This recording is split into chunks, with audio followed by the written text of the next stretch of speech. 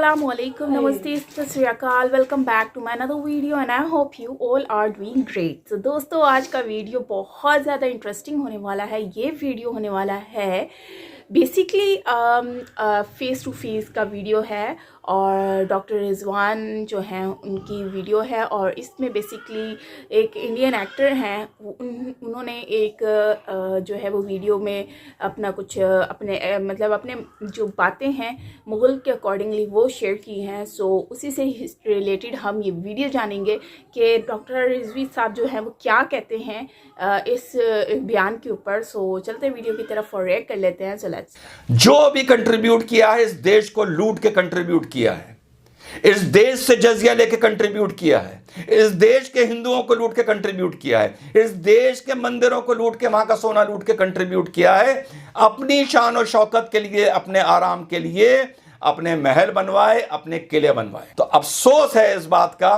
कि एक वक्त था कि हमें बड़ा फक्र महसूस होता था ये बोलने में कि हम नसीर के भाई हैं, आज हमें शर्म आती है।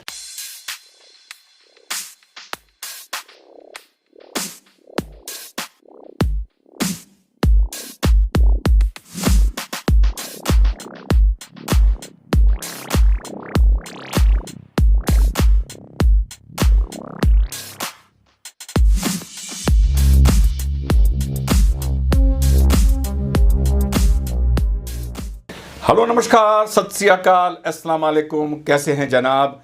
तो ये देखा आप लोगों ने जो आपको दिखाया, ये देखिए, पता है ये क्या है? ये बेचारे कुछ शरणार्थी आ रहे हैं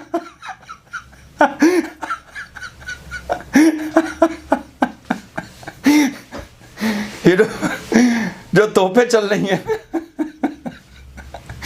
ये बेचारे मुगल शरणार्थी आए थे जब हिंदुस्तान में, तो इस हालत में आए थे वो, ठीक है ना। हाल में करण थापर साहब को हमारे भाई नसरुद्दीन शाह साहब ने एक बहुत ही अजीबोगरीब इंटरव्यू दिया। मॉडर्न हिस्ट्री में जितनी भी मैंने हिस्ट्री पढ़ी है, मैंने पहली बार ये वर्ड यूज होता देखा मुगलों के लिए, रेफ्यूजीज, शरणार्थी। और बाद में कहा गया वेल ऑफ शरणार्थीज, वेल ऑफ रेफ्यूजीज, यानी खाते पीते शरणार्थी। पहले सुनते हैं कि मेरे भाई, बड़े भाई नसरुद्दीन शाह साहब ने क्या बोला, छोटी सी बाइट देखिए। And it's amazing that the atrocities of the so-called atrocities of the Mughals are being highlighted all the time. They forget that the Mughals were people who contributed to this country. The Mughals are people who've left lasting monuments, who've left lasting history, who've left culture, who've left the tradition of dance and music and painting and poetry and literature. The Mughals came here to make this their homeland. They were like, you could call them refugees, if you like, though pretty well-off refugees. But the Mughals are being blamed unnecessarily. तो देखा साहब आपने। अब मैं इनकी बात को थोड़ा सा इनको ब्रीफ करके आपको बता दूं। एक तो उन्होंने कहा खाते पीते शरणार्थी, यानी वेल ऑफ रेफ्यूजीज, दूसरा कहा सो कॉल्ड एट्रोसिटीज, और तीसरा बताया उनका कंट्रीब्यूशन आर्किटेक्चर में, पोइट्री में, लिटरेचर में, है ना, आर्ट्स में, म्यूजिक में, ये सब इन्होंने बताया। 3 हिस्से में बहुत छोटा सा वीडियो है। पहले बताऊंगा कि मुगल थे कौन, दिल थाम के बैठिए। फिर बताऊंगा कि मुगल आर्किटेक्चर, आर्ट्स, पोइट्री क्या थी, और फिर बताऊंगा ये मुगल कंस्ट्रक्शन क्या था, ये आर्किटेक्चर क्या था जो उन्होंने अभी नाम लिया कि इंडियन हिस्ट्री में इसका बहुत योगदान है। सबसे पहले दोस्तों, मुगल कौन थे? मुगल मध्य एशिया, सेंट्रल एशिया, आप जो ये मैप देख रहे हैं, ये जो 4, 5, 6 इस क्षेत्र में मुगल कोई एक जगह से नहीं थे। और मुगल जैसा टर्म कैसे आया ये भी बता देता हूं। इस सारे क्षेत्र में जो सहजातियां थी, जो एथनिक ट्राइब्स थी, कजाक, उज़्बेक, तुर्क, युगर और 2-3 और, ये जो पूरा आप क्षेत्र देख रहे हैं, ये पूरा मिला के था सेंट्रल एशिया। यहां पर ये सहजातियां रहती थीं कबीलों के तौर पर, होड्स के दौर पर एक तरह से अगर आप माने खाना बदोश, ठीक है, ना घर है ना बार है ना ठिकाना है, वही पहाड़ों में गुफाओं में, इस टाइप का यहाँ पर कल्चर था, क्योंकि वहाँ ठंड बहुत पड़ती थी, बर्फ बहुत पड़ती थी। ये अफगानिस्तान से ऊपर, इंडिया से ऊपर, चाइना और रशिया के ईस्ट में ये पूरा एरिया ये कहलाता था सेंट्रल एशिया। तो इन सब को मिला के जो एक वंश चला, इन सब खाना बदोश लोगों को, जिनका कोई आर्किटेक्चर नहीं था, कोई कल्चर नहीं था, कोई आर्ट नहीं थी, कोई पोइट्री नहीं थी, कोई म्यूजिक नहीं था, जैसे होते हैं खाना बदोश, वैगाबॉन्ड्स, तो ये इनका एक वंश मिला। इसके साथ साथ जब चंगेज खान ने मंगोलिया से लेके ईस्ट में चाइना तक और वेस्ट में बगदाद, मिडिल ईस्ट के आगे तक पूरा अपना, आप मैप देख रहे हैं, पूरा अपना क्षेत्र बनाया मंगोल्स ने, ठीक। जब मंगोल्स ने इनकी तरफ, वेस्ट की तरफ एडवांस करना शुरू किया, तो ये सब लोग जो इस एरिया के थे, तुर्कमेनिस्तान, कजाकिस्तान, उज्बेकिस्तान, ये सारी जो ट्राइब्स थी, एथनिक ट्राइब्स, ये इस्लाम कबूल कर चुकी थी, ठीक। आप लोगों ने अक्सर देखा होगा मुगल्स को कहा जाता है तर्क मंगोलियन ब्लड। आज बता देता हूं वो ब्लड है क्या। तो एक तो ये सारी जो एथनिक ट्राइब्स थी ये मिली, अटोरा बटोरा क्लब, ठीक। उसके बाद इनमें तड़का लगा मंगोल इन्वेडर्स का, मंगोलियंस का। वो जायज लगा, नाजायज लगा, हरम में लगा, शादी करके लगा, ठीक। बांदी यानी जिसको उस जमाने में लौंडी बोला जाता था, बांदी बना के लगा, गुलाम बना के लगा, इन औरतों को खरीद के लगा, जैसे भी लगा, ठीक है। अब मैं तो वहां दूरबीन लिए बैठा नहीं था जैसे भी लगा। तो जब ये तड़का लगा, तो ये तड़का प्लस इतने सारे तड़के, कोई कजाक है, कोई उज़्बेक है, कोई उगर है, कोई तुर्क है, ठीक, ये सब मिलके जो एक प्रजाति निकली, ये सब तड़के मिलके जो एक प्रजाति निकली, उससे निकला तैमूर, उससे निकला तैमूर। और तैमूर का जब वंश आगे चला, जो उसका क्षेत्रफल था वो 4 हिस्सों में बटा, समरकंद में बटा, बलाक में बटा, काबुल में बटा और फरगना में बटा, आगे वंश चल के उसका। तो जो फरगना था, जो सबसे छोटी रियासत थी, वो मिली थी बाबर के अब्बा हजूर को। फिर वो एक लंबी हिस्ट्री है, बाबर ने समरकंद जीता, फिर समरकंद हारा, फिर फरगना हारा, फिर उनको काबुल इनवाइट कर लिया गया, वो एक लंबी कहानी है। फिर काबुल में दौलत खान पहुंचे उनको इंडिया में इनवाइट करने के लिए, क्योंकि वो इब्राहिम लोदी को यहाँ से दिल्ली से हटाना चाहते थे। तो ये एक मैंने शॉर्ट में हिस्ट्री बता दी। पहले मैं बता रहा हूँ डीएनए क्या है। तो डीएनए हो गया इतनी सारी जातियां, सहजातियां, ट्राइब्स, एथनिक ट्राइब्स, और उसमें मंगोलियन का तड़का मैंने आपको समझा दिया, ठीक। अब सुनने में आप सबको बड़ा ये नॉर्मल लगता है, और इस हिस्टोरिकल फैक्ट को खुल के कभी डिस्कस नहीं किया गया है। तुर्क मंगोलियन ब्लड वॉज, आप लोग सुनते होंगे that Babur had the blood of Timur and Changez Khan. Now the question arises, who was Changez Khan? You all will be surprise, जिनको पता होगा ठीक है, Changez Khan was not a Muslim from birth till death. Yes, Changez Khan was not a Muslim. Changez जो खान वर्ड है, आप लोगों ने ये समझ लिया होगा, खान मतलब मुस्लिम, या बहुत से मुसलमान भाइयों ने भी ये समझ लिया होगा खान मतलब मुस्लिम। मंगोलिया में पहले किंग को, राइट, किंग को खान का टाइटल मिला करता था। This Khan word is not middle east word, it is not Arabic word, it is not Afghani word, it is Mongolian word. और ये स्पेल हुआ होता था जैसे अब KHAN खान लिखा जाता है, ये इनिशियली ये स्पेल होता था QAAN कान, और कहीं कहीं ये स्पेल होता था खगान, KHAGAN खगान। तो वहां पर जो किंग होता था उसको ये टाइटल मिलता था, जो चंगेज खान को मिला था। So coming back to Changez Khan was not a Muslim. Changez Khan ने जब ये पूरा इस्लामिक एरिया कैप्चर किया और कत्लो काम किया और सलमान मारा था, पूरा बगदाद जला के रख दिया था, he was not a Muslim, he was a Tengri. Tengri is a sky god, एक आसमानी देवता है जो आप देख रहे हैं, इनको ये लोग पूछते थे और आखिर तक पूछते रहे। चंगेज खान की नस्लें जो बाद में आईं, उनमें कुछ ने बुद्धिज्म अडॉप्ट किया और कुछ ने फिर बाद में 1295 या 1300 आते आते, चंगेज खान कब थे? 1225 1230, लेकिन 1300 आते आते इनमें कुछ ने बुद्धिज्म अडॉप्ट किया और कुछ ने इस्लाम अडॉप्ट किया। चंगेज खान की तीसरी नस्ल ने, उनके बेटे की दूसरी नस्ल ने, चुगती खान जो उनके बेटे थे, वहां से फिर लिंग बैठा, जो कास्ट निकल के आई, बरादरियां निकल के आई, वो निकल के आई मिर्जा बेग, जो आज की तारीख में भी मुगल माने जाते हैं। फिर उनसे जो कनेक्शन निकला वो तैमूर, और तैमूर से जो कनेक्शन निकला वो बाबर, और बाबर पहुंचे दिल्ली। तो ये मैंने आपको पूरी इनकी डीएनए बताया।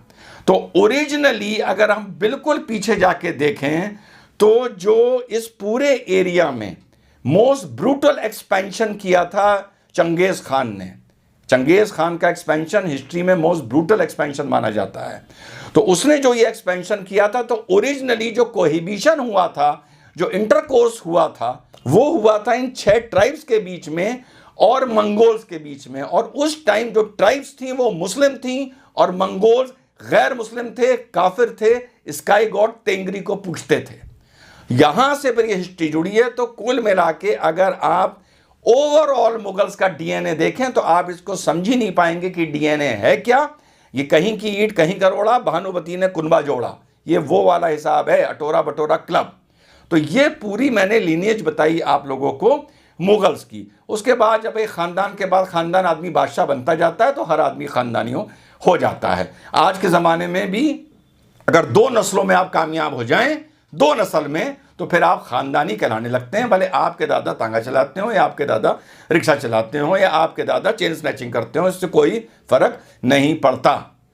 अब हम आगे बढ़ते हैं। तो ये तो हमने आपको बता दिया मुगल डीएनए कहाँ से जुड़ा है ये। अब हम आगे चलते हैं। जो नसीर साहब ने कहा Mughal architecture, poetry, literature, culture, ना मुगल का कोई आर्किटेक्चर था, ना पोइट्री थी, ना कल्चर था, खाना बदोश लोग थे। जब बाबर दिल्ली की सल्तनत पर काबिज हो गया, बहुत जल्दी उनका इंतकाल हो गया 1529 में।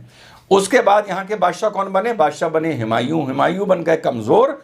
शेर शाह सूरी ने, जो सूरी डायनेस्टी का था, उन्होंने हुमायूं को दिल्ली से खदेड़ दिया और खदेड़ते खदेड़ते अफगानिस्तान के पार तक भेज दिया।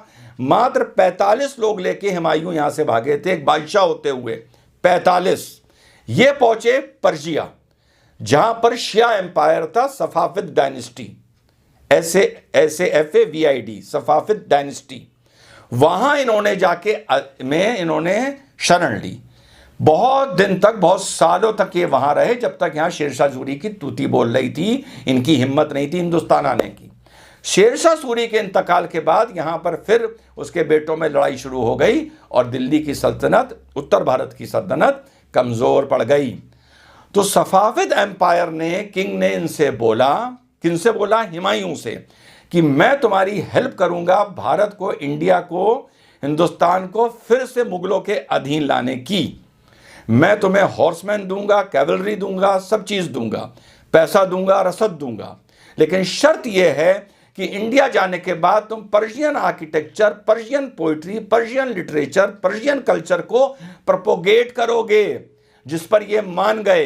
एक थ्योरी ये भी कहती है कि उसने ये भी शर्त रखी थी कि आप शियाज़म कबूल करोगे, यानी आप सुन्नी से शिया होगे, और हुमायूं शिया हो गए थे और सारे मुगल शिया थे। इसीलिए बाद में औरंगजेब ने फतवाए आलमगीरी लिखी या लिखवाई, जो आगे जाके शिया भाइयों की एक लॉ बुक बनी, सुन्नियों की हिदाया बनी।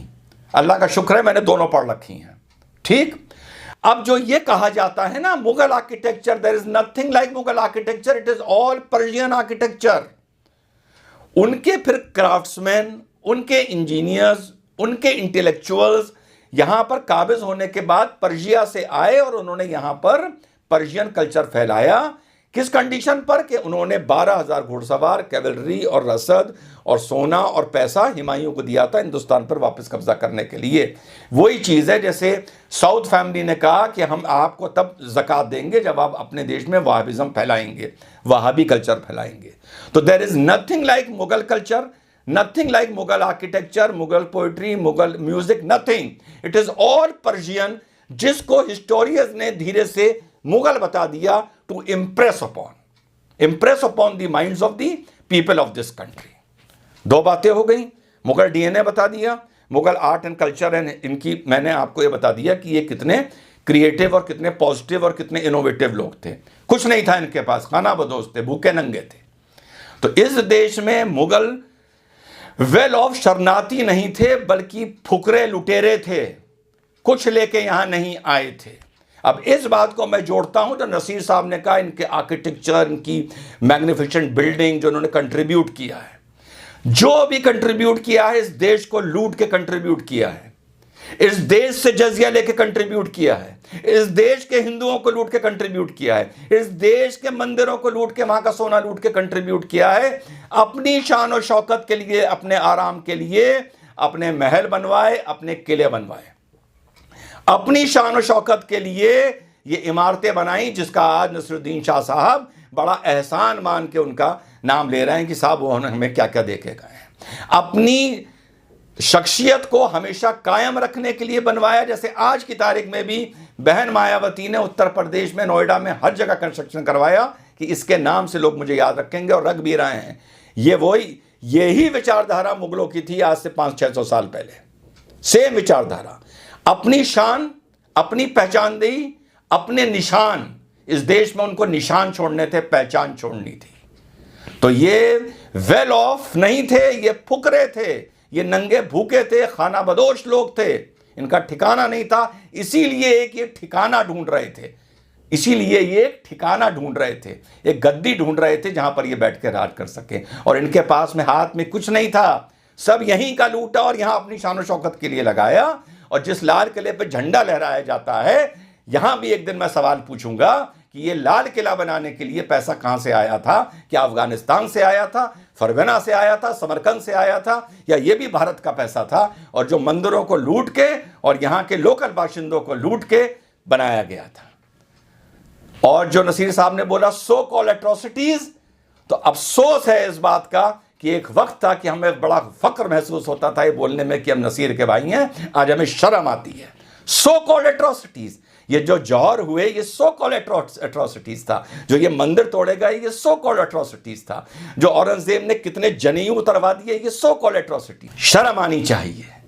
तो मुगल को लेके इस प्रोग्राम को मैं 3 या 4 पार्ट्स में दिखाऊंगा। आज सिर्फ मुगल पार्ट कवर किया, Mughal DNA, Mughal art and culture and Mughal architecture, जो हिंदुस्तान में हिंदुस्तानियों को, भारतीयों को लूट के बनाया गया। ऐसे रज़ाकरी मुसलमानों को जैसे नसरुद्दीन शाह साहब हैं, शर्म आनी चाहिए और उन्हें डूब मरना चाहिए कि ये उस पद पे बैठे हैं, उस जगह बैठे हैं जहां ये इस देश के भाईचारे के लिए और सच्चाई की तरफ कितना कंट्रीब्यूट कर सकते हैं। पर जब सोच रज़ाकरी हो, जाहिल बोलना बंद कर दिया है, जब सोच रज़ाकरी हो, रज़ाकरी मुसलमान की सोच हो, तो ऐसे ही अल्फाज मुंह से निकलते हैं। जय हिंद, वंदे मातरम। इन्हीं के इंटरव्यू पर दूसरा वीडियो बहुत जल्दी डालूंगा। फ्रेंड्स, ये वीडियो है जिसमें डॉक्टर रिजवान जो हैं वो कहते हैं फेस टू फेस में कि बेसिकली ये जो इंडियन एक्टर हैं इन्होंने ये कहा है कि मुग़ल जो हैं वो आए थे और वो ख़ुद एक इन्वेडर्स थे, इन्वेडर्स बल्कि वो एक रिफ्यूजी थे और वो बड़े ही मतलब उनको इनोसेंट दिखाया गया है मुग़ल को। लेकिन मेरे ख़्याल से जहाँ तक मैंने हिस्ट्री पढ़ी है तो मुग़लों ने तो बहुत ज़्यादा जुल्म किया है लोगों के ऊपर। अगर हम हिस्ट्री को देखते हैं और गूगल को सर्च भी करके देख लेते हैं, मतलब कि हमें हिस्ट्री में बहुत कुछ अगर हम सही पढ़ें, रियलिटी बेस्ड चीज़ें पढ़ें, तो उसमें हमें पता चलता है कि मुग़ल जो हैं वो किस तरह से भारत में आए थे और उन्होंने किस तरह से जुल्म किया था लोगों पर, उनको मारा था और कब्ज़े किए थे और ये सारी चीज़ें। लेकिन इनका क्या कहना है, जो इंडियन एक्टर है इन्होंने कहा है कि भाई वो तो एक रिफ्यूजी थे और उनके साथ मतलब बुरा हुआ, और जो भी उनका कहने का मतलब कुछ इस तरह से ही था ऑलमोस्ट। तो मैं यही कहूँगी कि देखो भाई, बात सिंपल सी ये है कि इंसान जो है ना, इंसान अपना दिमाग खुद यूज़ करे और उसको सबको ही पता है। और आजकल की एजुकेशन और आजकल की न्यू जनरेशन हिस्ट्री के अंदर इतना घुसती है कि उनको आइडिया हो जाता है कि एक्चुअली हुआ क्या था।